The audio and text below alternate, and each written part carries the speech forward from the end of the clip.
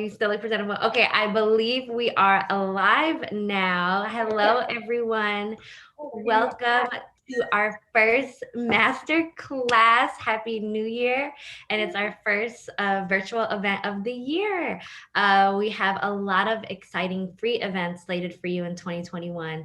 And if you loved our Unity Hours, you are going to love our master class. So let's jump right into that.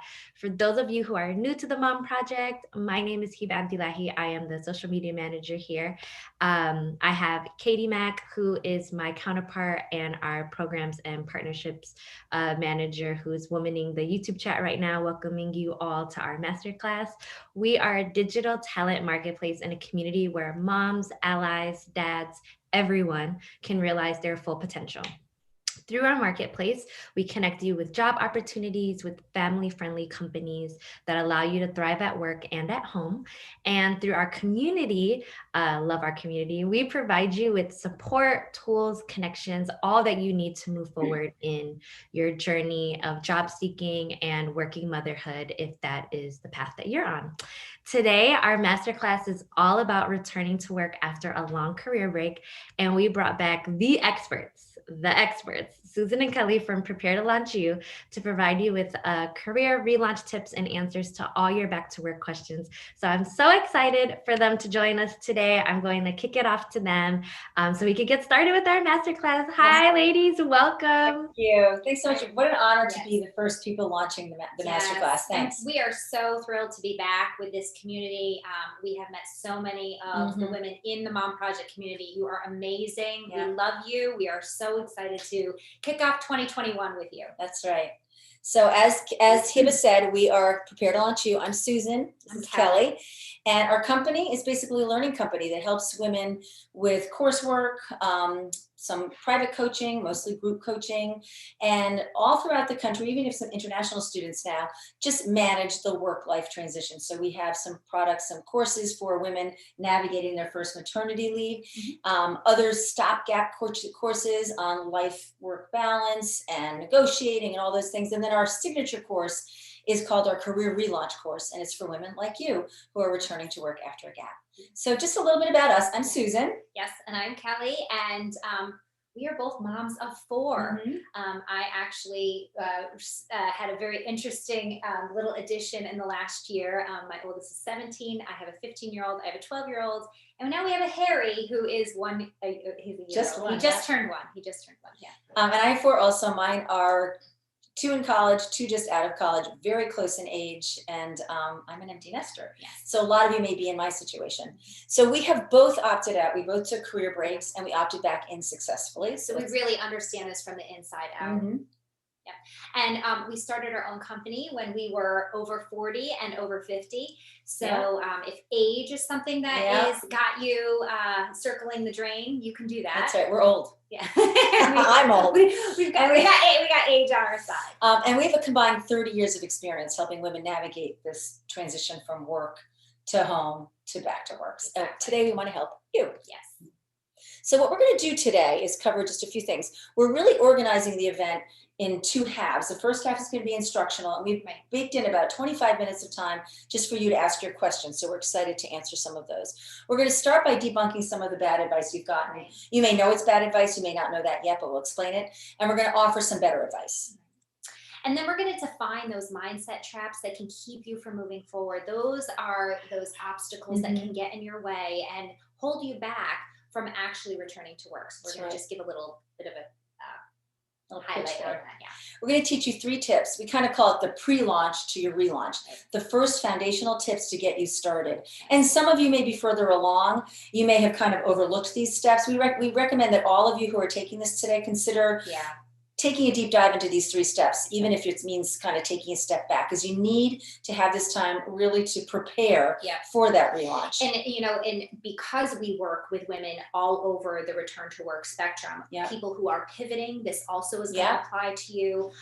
It's very important that these foundational pieces are in place, and that's why we're going to really dig into that today. And it's actually one of the questions that we got is, what is the biggest obstacle returning to work? I think the biggest obstacle is a lack of preparedness. Absolutely. A lot of the obstacles are things that you create for yourself, and we'll be talking about that today.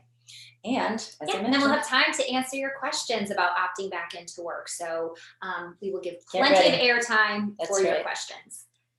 So what is a career gap? It's extended time off from the paid workforce. So it's typically for some type of caregiving role, but we look at it as 3 to 30 years. We don't look at someone who's taken an extended maternity leave for a year as really having a career gap. That's not something that requires any explanation, but from 3 to 30 years. So imagine most of you fall into that Right. trap. And we've worked with women in all both ends of that range. Both ends of that range, yeah. It's most common among women with caregiving responsibilities. And this is not just child caregiving. Right. This could be elder care. This could be a sick spouse that you've taken time away to care for. But it is for you as caregivers. Yeah. A couple of interesting statistics to know. One is that 43% of women, this was a study done between lelenin.org and I believe it's McKinsey. They do a women in work study every year. 43% of women in the professional workplace will take or have taken a career break to care for family of 3 years or more. Right. And that number is swelling right now during the COVID pandemic. And there are kind of two lanes there. Mm-hmm. There's the one where the woman who's like, this isn't going to work, something's Right. got to give, and she's leaving work rather reluctantly. And then there's the other who has, well, then there's the third, actually, the one who's been laid off or furloughed. Right. And then the third is the woman who said, you know what, I've had this opportunity to kind of look at my life. Everything's really clear. And I want to make this change. I just want this time at home. So there's the reluctant, it's kind of forced by the situation, others who are making the choice. Right. The most important statistic is this one. Yeah, 90% of them plan to return. Or do return successfully. Right, do return to work. Right. And so I think in giving you this, what we really want you all to hear is that you are not alone. You are not alone in making this journey and starting your, career transition, whatever that might be for you today, right now. Yeah. Right. And your situations may be unique, but your story is very common. And this particular step is quite common. You're not alone because Katie was telling us before we got on here, there's like 3,000 people that are signed up for this. So know that. in those numbers, you are not exactly. alone. You're not alone. All right. So let's just talk about a few favorable trends for you relaunchers. It's always good to start with something really positive. Right. So there's a new complexion to the workforce. And many of you have probably heard the term the multi-generational workforce. It basically means that there are 5 generations now working together at one time. That's the first time in history. It's only been that case for about 5 years. So I'm a good example. My mom is 82 and she's a practicing psychologist. And my 2 older boys, I have 3 boys and a girl, the 2 older boys are now professionals in the workplace with their grandmother. Right. That's not something that most of us can say, right? So it's contributed to by the fact that we're living longer. And that paradigm of stopping work at 62 and retiring doesn't make a whole lot of sense when you're living a healthy life to 82 and often 92. Yeah, and I think people really derive such a sense of purpose and give back from the work that they're doing, especially someone like your mother. To give that up would be like giving up a part of herself. So and my mom started this career as a psychologist at 55. She was a returner. She was, yeah. So there's also an exponential growth in women-owned businesses. So a lot of people like Kelly and me, we got to that point where we were ready to go back and we realized that we really wanted to go back on our own terms. Right. And so there's I don't have the statistic off the top of my head, and I didn't have it when we wrote this slide, but I do know that the average age of these women entrepreneurs is 50, a little slightly over 50. Yeah, which is really exciting. And I think what's awesome about it too is that you have so much life experience and you're bringing that to the table, and it is so valuable, so needed, and so necessary, especially at this place and space that our world is in. So true. The other piece is that Me Too movement. There are a lot of companies and corporations are coming at hiring women and bringing gender equity to the workplace. So that is playing a role in coloring what's happening now. Right, increasing opportunities. Yeah. And then the COVID-19, here's a bonus of the COVID-19 is flexible work. And I have to say, so this is the queen of flexible work. So all of you that are, have been in a flexible work opportunity, she was probably on the beginning ends of writing the policy for that. That's my thing. Her first, her company before we started Prepare to Launch You had done this work for years. And I love how you say that, like, there would be companies that were like, no, there was always the guy in the front row is usually a guy kind of glazed over, like, I am never doing this. If I can't see my employees sitting at a desk working in front of me, they can't be working. And now their hands have been forced because we are all working from home. I find it hilarious. My husband, never a day has he, worked from home in the work that he does. And he's been home since March. He's eating right a there. Sandwich right now, everyone. The other side, right next door with his blue light glasses on. I love it. And then, of course, this is just the commit. There's a commitment. There's a growing commitment in industry leaders to commit to hiring working moms who are returning to work. And the Mom Project is really driving the bus on that one. And you can see on a regular basis new names being added to their list of partner companies. Yeah. So all of these trends make now a really good time to be looking to relaunch your careers. So let's talk about that advice we mentioned. Some of this might ring familiar to you. Some bad advice and some better advice. So the first piece is you've got to hide the fact that you stayed home to raise your kids. And so you do that by creating a functional resume or a skills-based resume that shows all the things that you've done, but doesn't really connect it with an actual job. So I, as the hiring manager, get this resume. I got to tell you what I do with it. I look at it. I can't find things easily. And I think two things. Number one, it's like, okay, this is too much work. And number two is she's trying to hide something. Right. Okay. Right. The advice we give is look at your gap years as an asset, because they are an asset if they're presented in the right way. Mm-hmm. And so what you want to do, and through the process of a little bit of what we're doing today, and certainly in the processes of our larger courses, we will teach you how to reclaim those years, to look at them critically and find the valuable, what we call workplace currency, to pitch in a compelling and in a comprehensible way that within that first 6 to 8 seconds that I see your resume, I can see it. Yes. And that gap, there's so much value in that gap. And when you can speak to the value of that gap, it is so empowering. Mm-hmm. It's so empowering. Mm-hmm. The next one is, you got to stick with what you once did, because that's your lane, and you're not going to pivot now because that's like way too much. Right. And actually what we would argue is that now might be a really good time to pivot because you're looking at yourself, especially for those who've taken maybe a 10, 15 or 20 or even 25-year gap. You're a different person. So many of us started out in careers because somebody said, well, one of our very first students in our pilot, remember, she was an accountant. And it was because that was a safe job that her parents her dad said, you're good with numbers, Julie, you should be an accountant. Right. And she's been out for probably 22 years. Yep. And a lot of the work that she's done as a volunteer has been more in community leadership on more of the employment side of things. She's a Board of Ed president, does a lot of hiring, a lot of employee relations, labor negotiations. So she's pivoting. So don't listen to that advice, but do take some time to go out and explore and assess what opportunities might exist for you now. Yeah, we're going to talk a little bit about the explore. Yeah, we'll talk about that later. The third one is you've got to go back to school now and get another degree. Okay. I mean, that's advice in a vacuum, right? You don't go back to school without a very specific target in mind and having really vetted that decision, because it's a costly decision. It's also a place that's easy to hide. Yeah. So we see a lot of women who say, well, I'm ready to go back to work, so I'm gonna go get another master's because that'll keep me busy for 2 or 3 years and it'll make me feel like I'm doing something towards getting a job, but you're really not. Yeah. So we want you instead to consider the context. What do I want to do? That's the pre-step. And then look at what options are out there for, maybe it's just some skill remediation. Right. Maybe there's just a software program that would really help accelerate your career reentry. Yeah, and there are things, LinkedIn Learning has a huge library of skilling up courses. The Mom Project actually has opportunities that you can help skill yourself up during this time. And we say to our students all the time, you have to vet. If you are really a woman who is thinking that she is going to make the investment to go back to school, you better really, really vet that out, because it is expensive. Right. And it may not be necessary. Right. That's the key.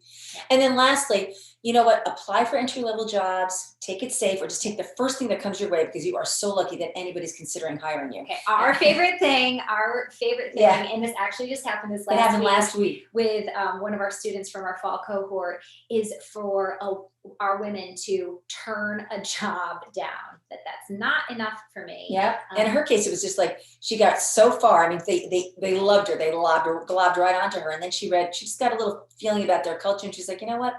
This isn't the place for me. Yeah. And a big piece of that is knowing who you are, which we're going to get into that. And her confidence. Yeah. So what we say instead, be bold, aim high, and always ask for more. Absolutely. There's always more on the table. Yes. So here are some things that you might say to yourself about why you can't return to work. Here's the kind of the flip side of those favorable things. Right. So, this is probably happened to you. You sit down, you're going to start doing your job search, or you're going to start to think about returning to work, and a voice will pop up in your head and say, you know what, I've been out too long. I'm irrelevant. Or the voice might say, I can't compete with a tech savvy millennial. I hear that one a lot. Yeah. Or it could be, I have too much family baggage. We hear this from our women who are transitioning through divorce all the time. I have so much family baggage. This is not something that I can do right now. I'm too old. We hear this one. Actually, our last event for Mom Project was one on ageism, and that also brought in about 3,000 women. Yeah. So, how can I go back to work when so many people count on me? It's just impossible. So that voice inside your head that's telling you there's no room for this. This is impossible. One of my favorite lessons in our course is one that Kelly teaches on work-life synergy. And I really thought that when we first started working on this together, that I really felt like I had a good synergy, because I gone back to work very part-time, but I'd still been working since my kids were little. But I realized I wasn't in balance when I took that piece of the course and was able to create better space so that I was also taking care of myself. Absolutely. Right. Too much has changed since I've left. Yep. Which could be true. Yeah, I think there's truth in every. But it's not necessarily too much. Just some stuff. Yeah. So you may be thinking some of these things, but it doesn't mean that the hiring manager or recruiter, Susan, thinks that. But the other thing is that sometimes if you're thinking it, it makes me, the hiring manager, think it. Right. So this mindset's really important. You've got to get your mindset in good stead, so that when you're meeting with me, I'm not sensing that you yourself have your doubts. Yes. And so the important thing for you to know and take away from this mindset piece is, number one, know that you're talking to yourself like that. The awareness that these are things that I'm actually saying to myself, and they are roadblocks. Once you have awareness, you can start to navigate around it. You can say, okay, yes, is there some truth to the fact that I have some family baggage? Yeah, there's some truth to that, but am I going to allow it? You always have the choice to allow it to run you, or you can navigate around it and do something else. Or you can, for example, I can't compete because there's all these tech savvy millennials. Well, could you get yourself educated in some way? Is there a way you could skill yourself up so you feel more confident to get yourself back out there? So that mindset, you need to be aware of it, and you need to be aware if it is propelling you forward or if it is holding you back. The way you talk to yourself matters, and it matters a lot. That is for sure. Yeah. So one of the things that we think about often is when we're ready, and we see this a lot with our students, they're ready to get back to work and they just want to do it tomorrow. Yeah. I think it's important to set some expectations here. Right. The typical professional job search takes from 3 to 9 months. Right. And there are a lot of variables in there. But if we just take the midpoint, 6 months, if you expect it to happen right away, you're setting yourself up not only for failure, but for disappointment. And those things that can kind of feed that negative narrative. Right. So it's a time to invest some time in yourself. It's a very important piece. And that's what we kind of call it, the pre-launch, relaunch. Yes. So we have 3 steps that we think are the first foundational steps. And we've seen it play out with our students. And they're simple. The first one is to focus on you. Right. The second one is to fill those career gaps in a meaningful way. And the third is to find your support group or tribe. Right. So Kelly's going to take us through the first step, which is that focus on you. Right. So here's what happens. And we have worked with thousands of women now all over the world. And what we have come to learn is that women do this really dangerous thing. We put ourselves on the back burner in service of everyone around us. And we stop being the visionaries of our own lives. And that is something that you need to get a hold of. And you absolutely, if you are doing a return to work, need to spend the very first step on focusing on you, focusing on yourself. Who are you now? You need to know that. You need to know who are you now. Your life, your experiences have shaped you and changed you. And so getting a hold of who am I now is a really important first step. And so it's not just, okay, I love it when people say, figure out who you are. Well, yeah, really, in all my busy life, I have lots of time to like sit around and think about it. Feels very indulgent, but it's not. Yes, it is not. But I'm also going to tell you, I'm going to give you some questions you can ask yourself to start to define who you are now. So you have some driving factors that will help you gather that data about who you are now. So number one is to start with your values. What matters most to you? What is something that is so important to you? So for example, at this juncture in your life, is connection important to you? Is flexibility in work important to you? Is teamwork important to you? Just think about, what is it that matters most to me now in my life? What do I want most in my life? And your values become your compass as you navigate your way through this process. So defining them up front is critical. It's so important. And it's actually a great way to start to build back your confidence, because when you understand who you are and what matters most to you, then everything else kind of comes after that. So the next thing to do is to ask yourself, what are my strengths? Now, we are not always the best at assessing our strengths. People don't like to talk about themselves. And also, if we're coming back to work, sometimes just a big lapse of confidence. So we don't really feel like we have any meaningful strengths. Right. So you need to think about it in this context. What do people call on me for? If people are asking you to do something for them, what are they asking you to do? Because that is a strength that you possess. But a great way to answer this question is to ask people around you. You could ask somebody that maybe you've done volunteer opportunities with, maybe old colleagues. You can also ask the people in your life that really you are extremely close to just weigh in and say, so like, if I were to define my strengths, what might they be? And so that's another way to get a better understanding of who you are. And then the next thing to look at is your skills. And that can go all the way back to your college years, that skill base that you gained in that. It could come from work that you have done. It could come from trainings that you were a part of. It could come from volunteer opportunities where you've had to learn new skills through those opportunities. So, but you want to define them. You want to actually, and I just want to say this right now, I should have said this up front, that you are going to want to sit down and do this, but we are actually giving you a freebie. So we have a Focus on You. It's about a 7-page PDF that will take you through some of these questions and come at it from different angles. So if you're a note taker, go ahead and take notes, but Katie will be getting back to you with an email with a link to that PDF.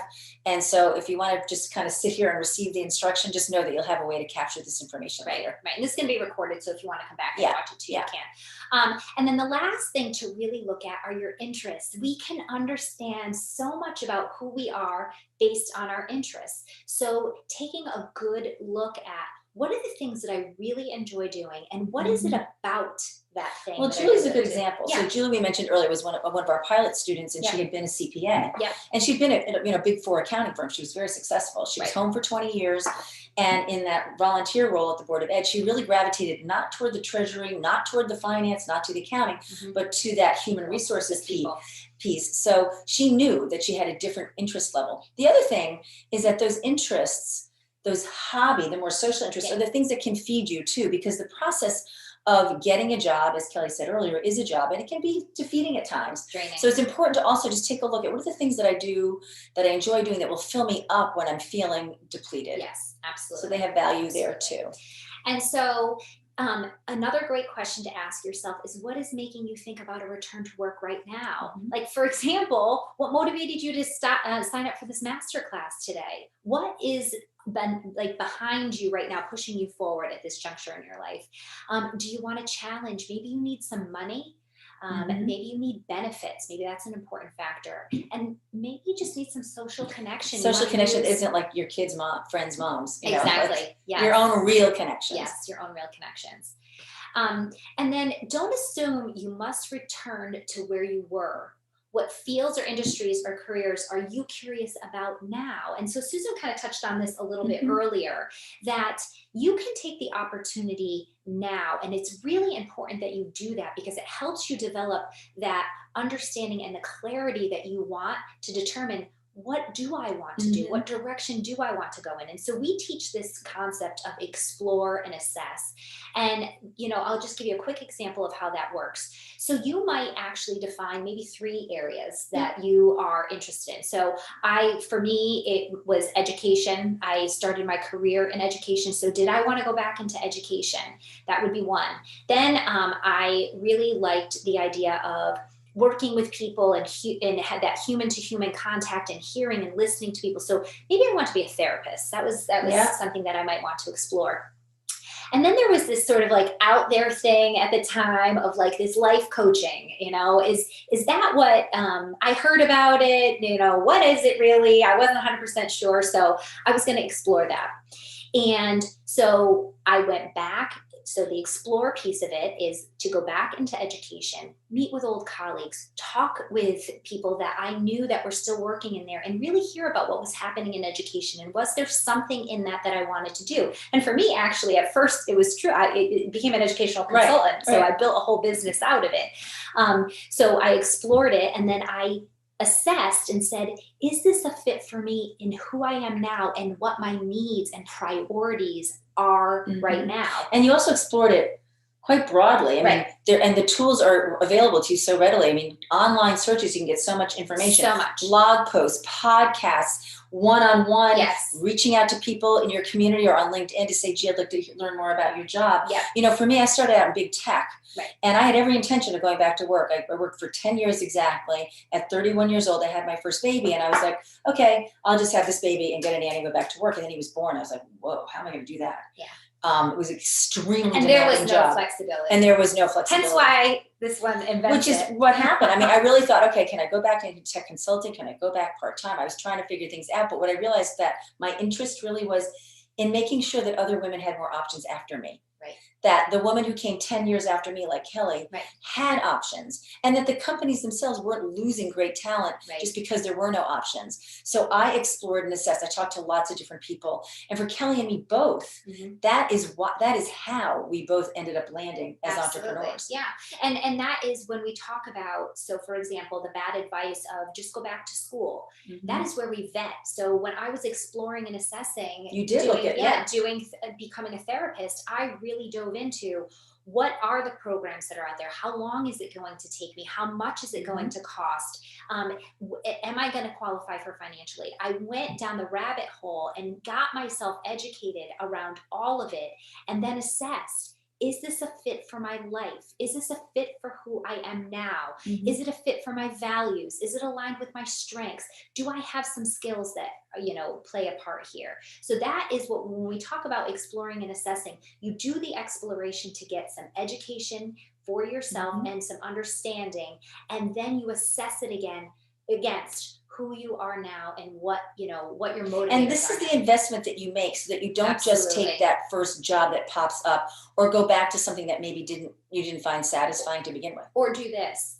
Pull out your resume, think that you hire somebody to re-up your resume, and you don't even know what direction you really want to go in. Right. You don't know what you really want to do, and you ultimately spend and invest We actually got a few resume questions on this. I mean, I think the best advice on resume is if you don't know specifically who you're talking to, if you don't know who you're trying to sell, then your resume could be beautifully executed, graphically brilliant, and it still will not be effective. Right. So taking this time is really important. Yeah.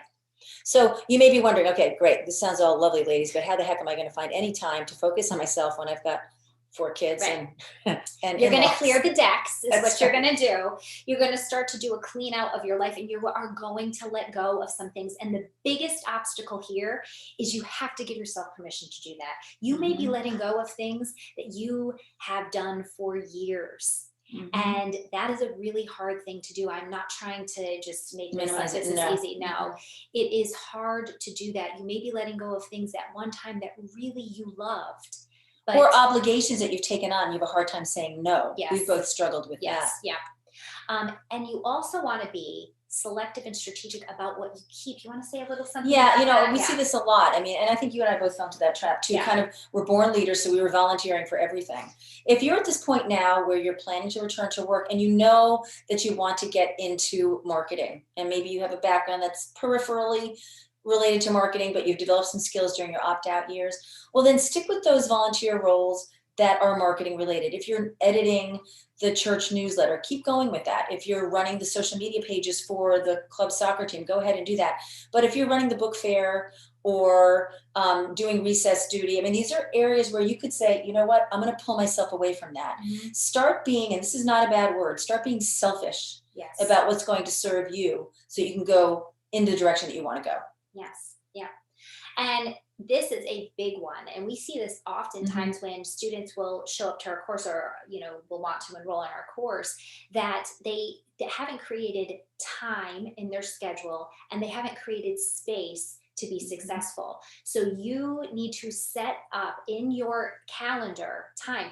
Going back to work and returning to work is a job, and it should be viewed that way. You really should give it that kind of, structure and tenacity that it takes to make it happen. Yeah. So you want to look at your calendar. You want to say, okay, I'm going to block off these times. And if the phone rings and somebody's asking you to go pick up their dry cleaning or go do X, Y, or Z, you're not free. You can't even answer the phone because you have defined and set that boundary for yourself that my time is valuable and it's going to be focused on this because I have a bigger, greater goal for myself. And then number 2 is setting up the space, the actual space. And you know what? Make the space inspire you. And it doesn't have to be a fancy office. It can be, my office is actually an old closet. I live in an old home and we just, I kind of made it into an office years ago and it worked. Yes. Right? Yeah, or a corner. One of my kids has co-opted part of the dining room table. My husband has co-opted my baby grand piano. That is now, he loves it. He's got a stand-up desk there. And the sad thing is, I don't think he's ever going to go back to work. Well, but finding that space that's comfortable. It is comfortable, right? and more than comfortable, it's inspiring. You get in there and you say to yourself, okay, here is a place where possibility lies, and I am lit up by it. So, put the inspirational signs around, light a candle, do whatever it is that's going to drive you in some way to remember this is important to me and I feel good here and I want to be, I'm going after something. And I want to be here. Yes. Yeah. Right? So that's the first tip. The second step or tip is to fill the gaps. And this is the one that's probably you're finding most daunting. We got a number of questions on this. And I want to say, this is the place where your confidence can really be built. It actually tanks here because you start thinking I haven't done anything, and then it just explodes. Yeah. We've seen this happen many times.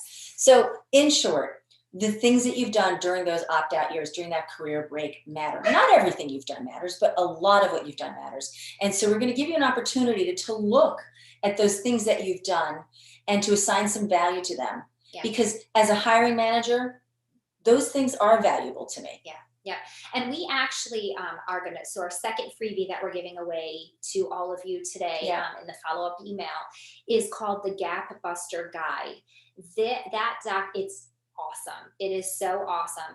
And it is a place for you to really capture all of this, but it also gives you the guiding questions you need to be asking yourself, because you're going to have to do a little bit of going back and thinking about what did I do, and then assessing what the skill set is. So this brings you all through that. So you're going to want to look for that. It's called the Gap Buster Guide. It'll be right in that email. And the other thing I believe when I designed that, I also kind of looked at, okay, the woman who's doing this right now, but also the woman who might be doing this in the future. What things can I do right now? Because a lot of women will get through this process and say, you know what, I think now's not the time. Once they do the analysis, I think I'm going to wait 2 years. I'm going to wait till my youngest is in middle school, whatever it is that's driving you. But then you can take those 2 years and make them that much more meaty for your return later. But if you look at the things that you've done as a volunteer, the projects that you've done in your community or in your home, some of the caregiving responsibilities you've taken, and any kind of gig work, a day here, a day there, all can matter quite a bit. So we've put together 4 examples. And I love this. We're also really careful to say not everything you've done matters. I mean, we are not going to tell you ever to put domestic engineer on your resume or explain that because you managed the grocery budget that you're an accountant. That we're not doing that. We're being very selective. But here are 4 common examples that we see. This is good food for thought. That's right. So bookkeeping. Let's say you manage the investment portfolio of your family. We've seen a lot of women who become day traders, and their job is managing the college savings, college funds, college funds, right? That is valuable currency. Or the second home, like money that we're going to invest in a second. You may be the treasurer of a volunteer organization or the PTO. Yep. That matters. You're handling others' money. We've had so many students come through and they say they've done nothing, but then through conversation, they'll say, well, I do the books for my husband's company and it's a $10 million company and they do government work. So they've got all kinds of really high bars to meet from an accounting practice standpoint. And they don't think that matters. That matters. Another example is marketing. So you might edit the newsletter at your place of worship, or maybe you do the social media marketing for your kids' baseball team, or you're designing programs for concerts or other types of events. Those skills, those tools that you use and the skills that you've developed in using those tools to create these products are all very valuable. Those are skills that really matter. Project management. So let's say you've built a home or you've flipped homes. We've had a number of women come through that say, well, I haven't done anything. I've done Yeah, that's usually where everybody starts. I haven't done anything. Yeah. And then we dig and we dig and we find out one of them was in Colorado. She flipped 4 homes herself. Her husband had a separate job and her job was to invest in these homes, be the general contractor to fix them up and then flip them. That's property management. That's project management. Those are valuable skills. Real estate. Yeah, exactly. And then the last example is more human resources related. So we've had a couple students come through and say, well, I haven't done anything. Then we dig and we find out, well, actually what they've done is sat on a number of hiring boards in their community. Yeah. That's recruitment. Yeah. That's staffing. That's talent management, whatever you want to call it. A number of them have come through and they've been writing policy for the boards they sit on. We've had a few come through that say, oh, one student in particular, who every year spent about a week to do a deep dive in editing and updating and reconfiguring the compliance employee manual for a big manufacturing company. It was her brother's company. Like, that's real work. I mean, those are high stakes when you're talking about 400 employees and labor, union labor. I mean, this was real work.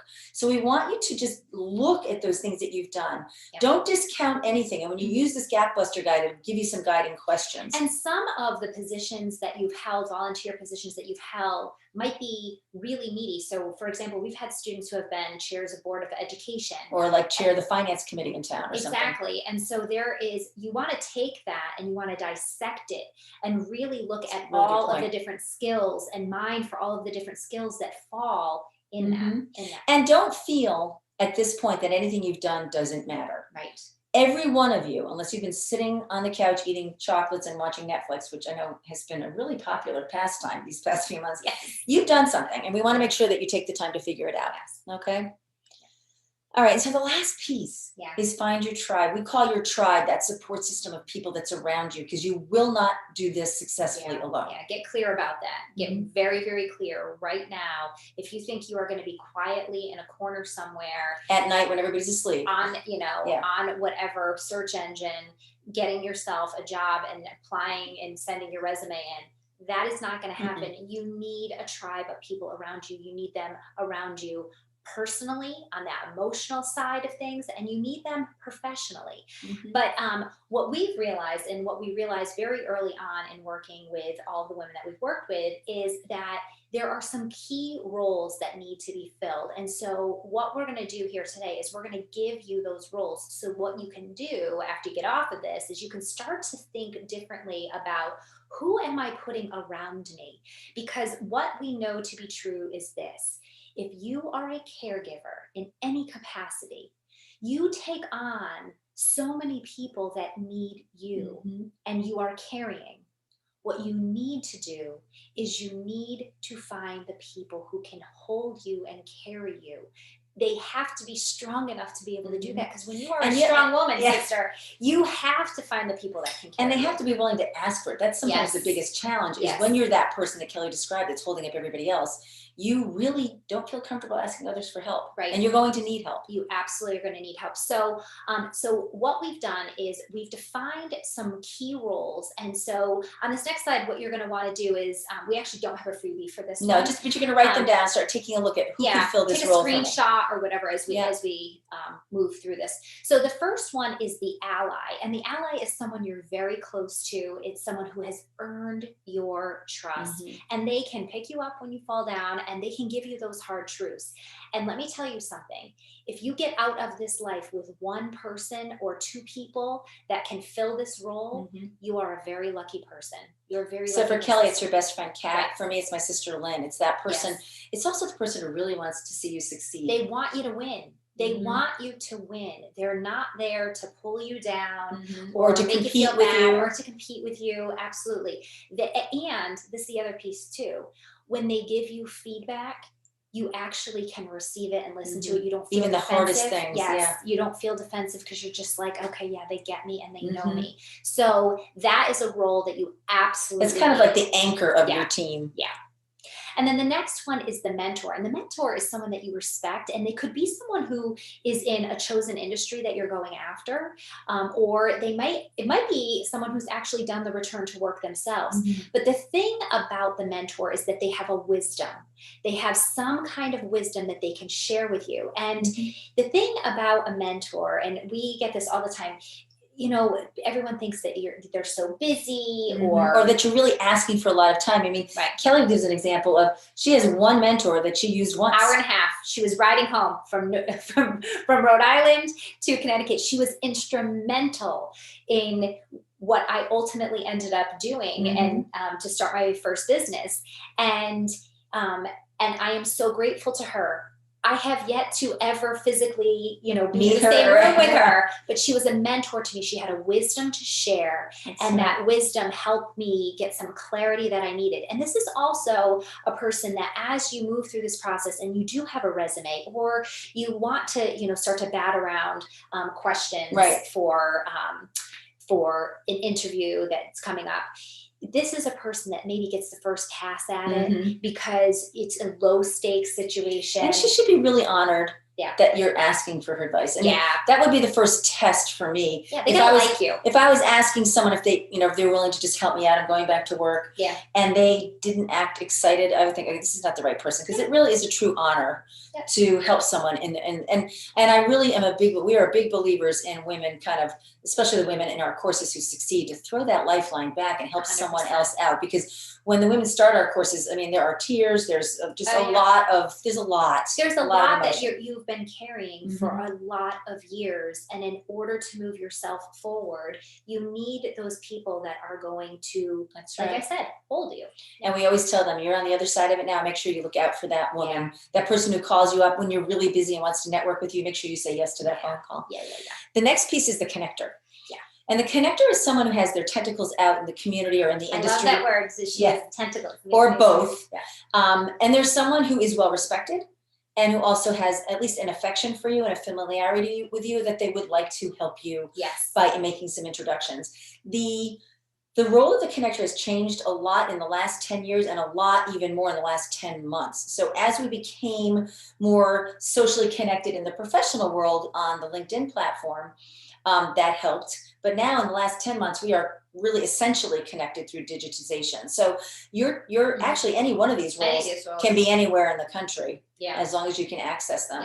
We do a lot of work with military spouses, and one of the things that they said is, we're constantly doing moves. And this also happens with our other students. If you have been someone who has had multiple moves, your world can now be, this network can all be bigger and more connected, just because digitally we can do that now. So it's a bonus. And then the last person on the team is called the employer. It's somewhat of a misnomer because it's not necessarily the person who's going to hire you, but it's someone who's in a hiring capacity.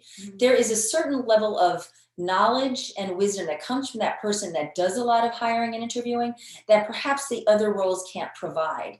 And this is the person you're going to enlist later in the process of returning to work to say, I'd love to do a practice interview with you. I'd love you to listen to my elevator pitch and see if it really is compelling, and really ask the question, would you hire me if I were in the right field? And if you're lucky enough, perhaps that person is in the field and perhaps they can give you the job. But the real role of the employer is to help you refine all of the tactics that you have when you're ready to launch your career and make sure that you're doing it well. So as you're doing this return to work journey, you're really going to want to check the landscape of your life and who you are inviting into your life, and making sure that these key roles are filled because they're important. There's one more though. Yeah, there is one. Our favorite one. Yeah. So the last one is the disruptor, and the disruptor can come in the form of an actual person in your life, like a mother-in-law. Sometimes, not mine. Mine's lovely, but the mother-in-law who's saying, "Oh, Kelly, you're going back to work. You have 4 children. How is that going to work for my son?" You know, some of you may hear something like that. Yeah. It can be your own spouse. Your spouse might feel like, you know what, I don't know if I'm cool with the fact that there's so much upheaval that's happening in the house now, because you've been in a very defined role. You've been in very defined roles for an extended period of time. And so upsetting that apple cart might be something that's uncomfortable. It may be a good friend who, you've been tried and true and you are always available for them. And then all of a sudden you're busy and you don't have the time to dedicate to that, and they might feel this disruption. And so what we say here is this little hack we teach, and it's taking the 2% truth from it. So the 2% truth, I'm going to use the example of the spouse, okay? Because I think that's a common one of it's all getting upset. The 2% truth is this: a shift is happening. There's a change that's happening, and it actually needs to be acknowledged. And what you need to do is to sit down and have a crucial conversation with your spouse and say, here is what's happening. This shift is happening, and I need your support and help as I navigate my way through this. And really communicating to the people around you. You can use that same 2% truth. And so the 2% truth is that's happening. Things are going to change, huh? But the eye roll and the huffing and all of that, you're not going to get in it with them. You're going to define what the 2% truth is. You are going to communicate what is happening, and you are going to keep on moving because this is important to you. And they're gonna get on the bandwagon. They always do. They will, or they can get off. Yeah, that's true. So the 3 tips, the 3 pre-launch steps: focus on you, spend that time. It's a really important investment. Take the time and you can use our goal setting guides to do that. Fill the gaps using our Gap Buster guide to help guide you with some questions, and find your tribe. Make sure you're supported by the right people. These are the first 3 steps, and really everybody's relaunch. We have a lot of students who come to us that are already interviewing or applying and failing. They all come back and start here. It all has to start here. It works, guys. We are telling you, it works. We know this. We have lived it ourselves. We have helped women navigate this process time and time again. It works. You have to start here. And if you're feeling still like you're alone, just remember this: thousands of women return to work every day in our country. And with the right strategy, and if you execute it well, you can too. Absolutely. So we are going to wrap up our formal presentation here. What time have we got? That was pretty good. So we have about 15 minutes. We can always stay a few minutes later. You can see some information here. You can connect with us on any of those platforms. Really important date at the bottom. If what you've seen today is interesting to you, if you'd like to learn a little bit more about what we do, or take a look at our Career Relaunch course, we offer it 3 times a year. The next opening, I think, is February 1st or around there. We'll be doing a cohort. And we'll have an information session in the same platform on January 20th. And you're all welcome to join us for free. It'll be recorded if you can't make it. And we'll just be doing a very short presentation on our course and then fielding questions. We'll have a couple of graduates from our Mom Project cohort as well to answer your questions. But now we just want to hear your questions from this. So, Hiba? Hi. Okay. Thank you, ladies. So we'll let them see us now. Here we go. Yes. Okay. There you go. What an amazing presentation, like just packed up with tangible tips. I mean, you guys are really the real deal. So we got a lot of really great questions, and the chat has been buzzing. A lot has been said about overqualified feedback. A lot of women get that feedback of being overqualified when they're trying to pivot into a new area of their experience, or the same field, but maybe a position where they are overqualified. What should they say when they get that feedback?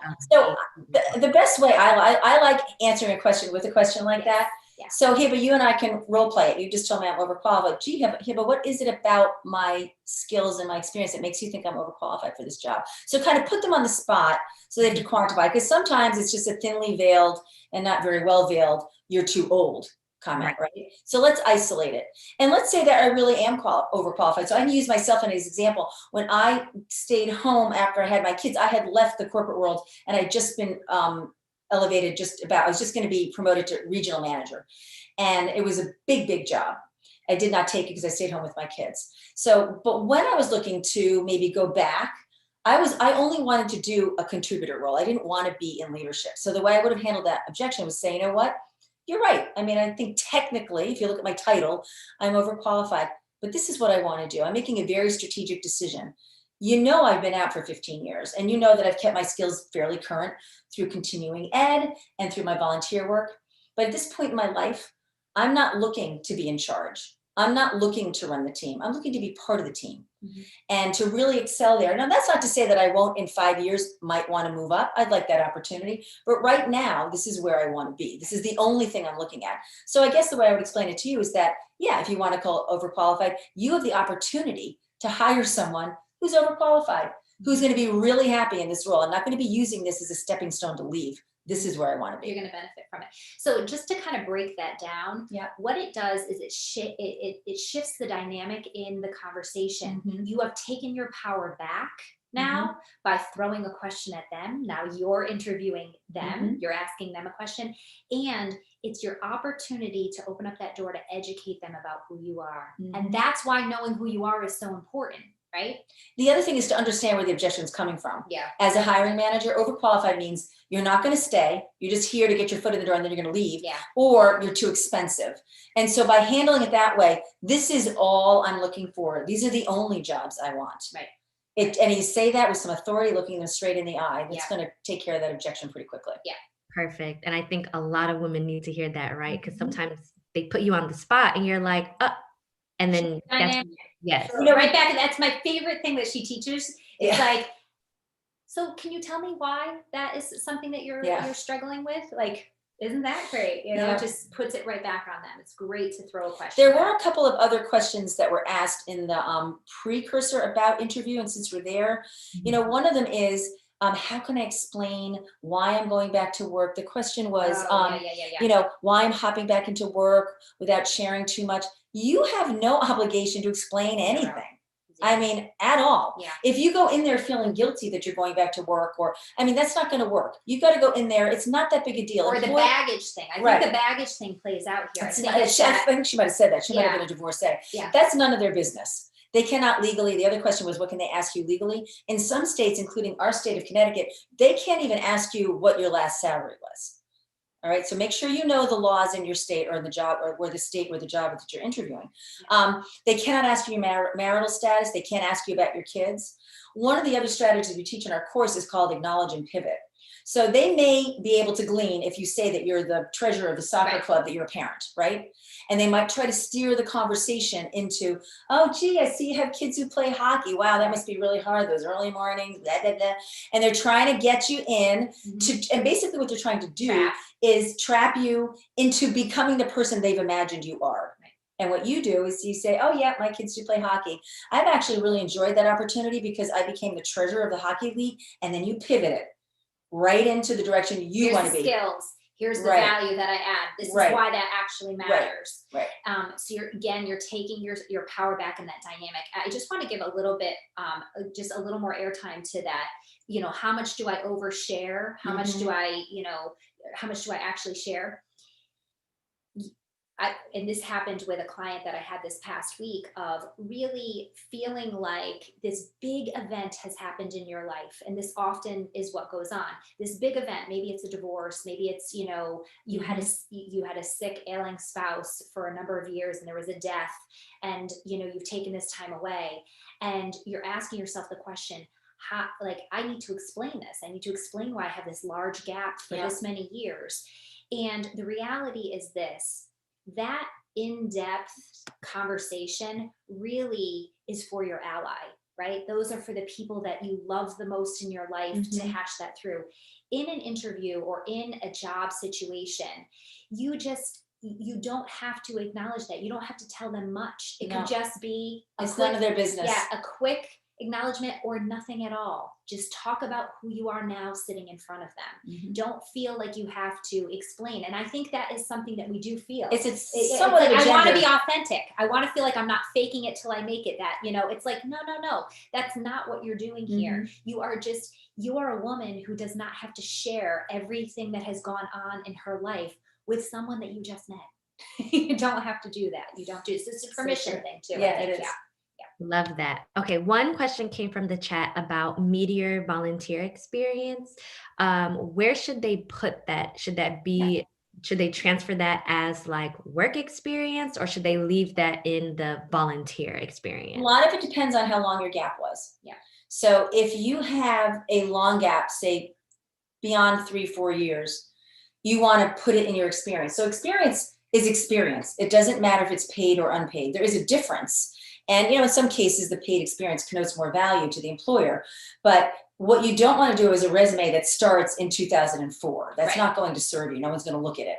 So if you can start your experience right now. So we just worked with a private client, or I actually worked with a private client who came from the mod project. She was already interviewing, so she wasn't a candidate for our course. She'd done all the foundational work on her own. But when she sat me down, I said, oh my God, you can't go in there with this. You haven't done anything. And it was 16 years for her. So she had some really common experiences. She did some PTO work and she did some work for her girls lacrosse team. And so we just made it sound as professional as possible. Instead of putting down, Lollipop Elementary School, we put down the school system name.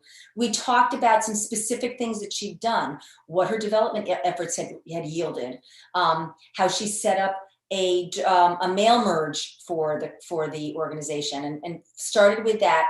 And we made sure, in this case, she had worked for a major Wall Street firm, that showed on the first page. So that's one way to do it.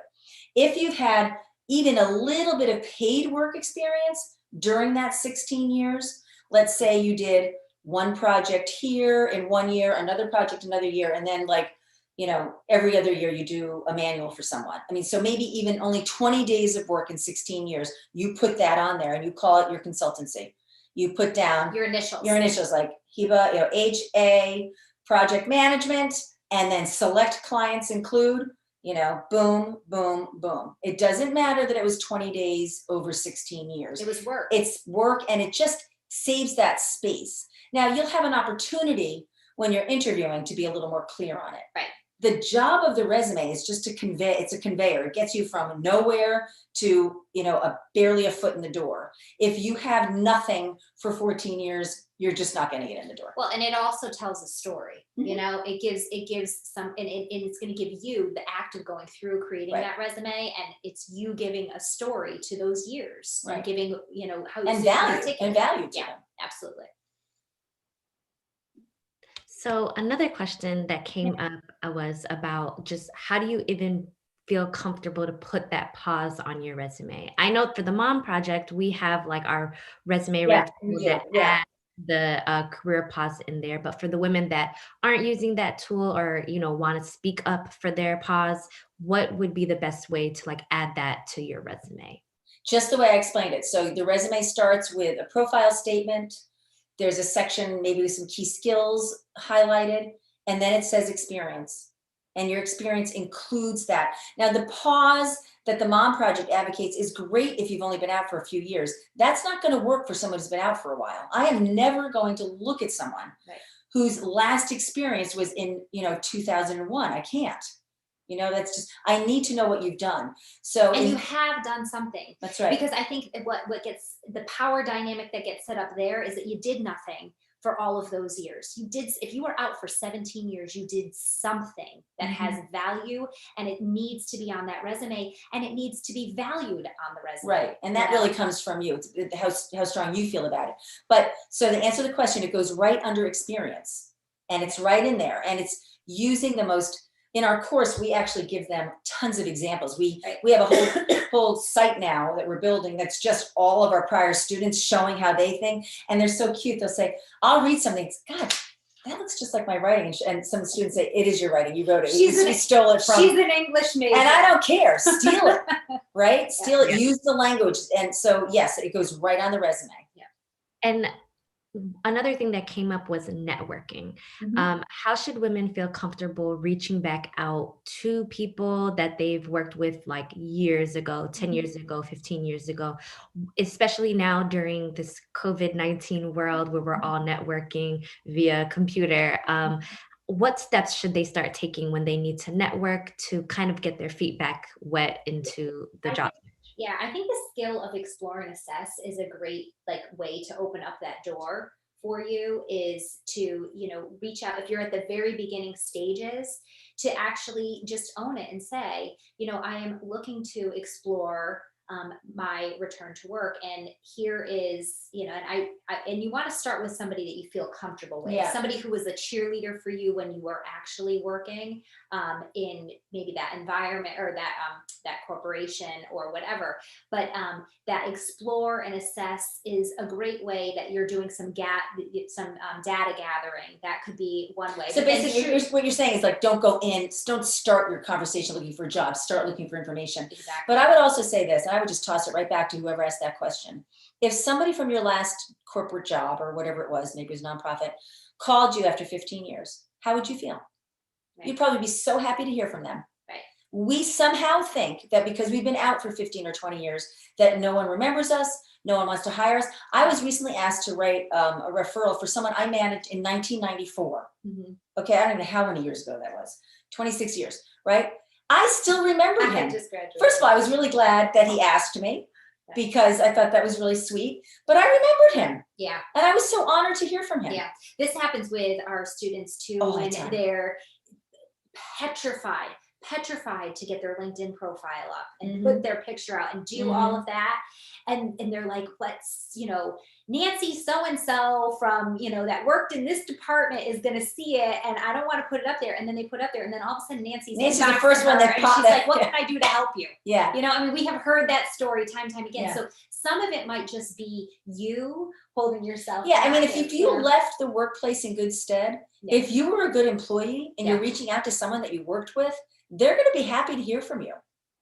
The other piece you might be a breath of fresh air. Right. You might be like, oh, yeah. I remember working with you. That's so great. I think the other piece of it, Hiba, is just also to make sure that you have a specific ask.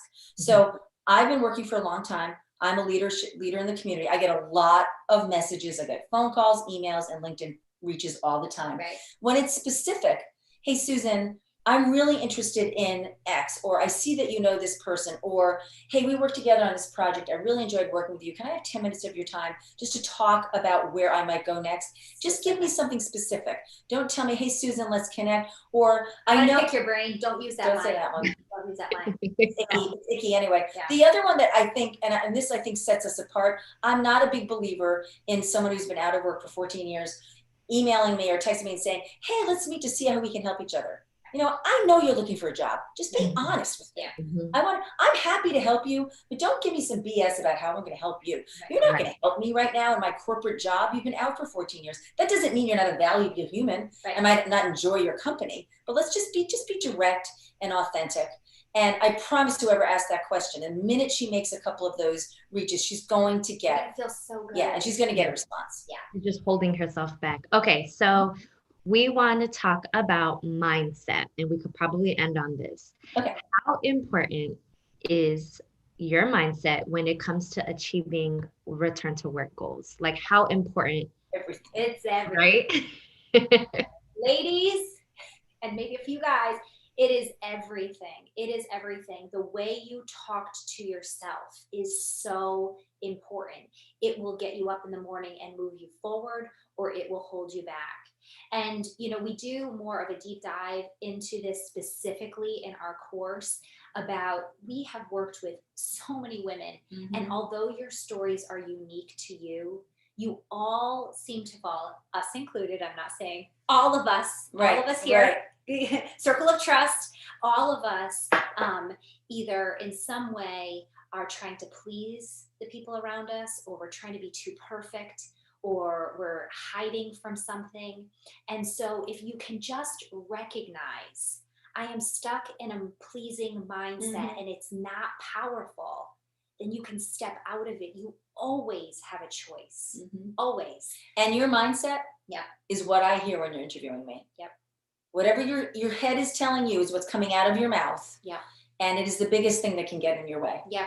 So just having some awareness around it, there are a lot of great resources there. I mean, we could do a whole session on just We do. Actually, Kelly does several lessons in our course, Yeah. just at different points in the course on mindset, because different things pop up. Right. You know, when you're putting yourself out there, there's a whole new set of mindsets that come out. You're being vulnerable. You're putting yourself out there. And here's the thing. You are probably going to hear things that you don't necessarily want to hear.